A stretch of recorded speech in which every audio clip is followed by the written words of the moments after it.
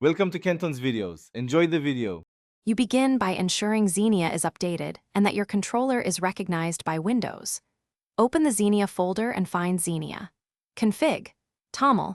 This file controls input mapping. Once done, back up the original config so you can revert changes if needed. You do this because manual edits persist between sessions and prevent UI remaps from being lost. Make sure your controller is connected and visible in game controller settings, as Xenia reads device ID directly from the system. You now modify the input block inside Xenia. Config. TOML.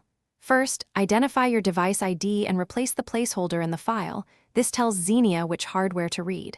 Then map each emulator action to your hardware buttons or keyboard keys. Once you assign buttons, save the file and close the editor. You should do this slowly, testing a few buttons at a time to confirm responses, because mismatched names, or wrong device ID, are the most common cause of non-responsive controls.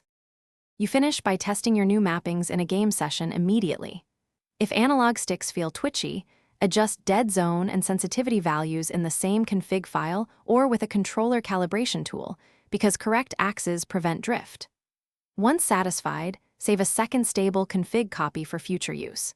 If things go wrong, stop, restore your backup, and inspect the TOML for typos or incorrect device ID. This quick rollback prevents extended downtime and helps isolate the exact error.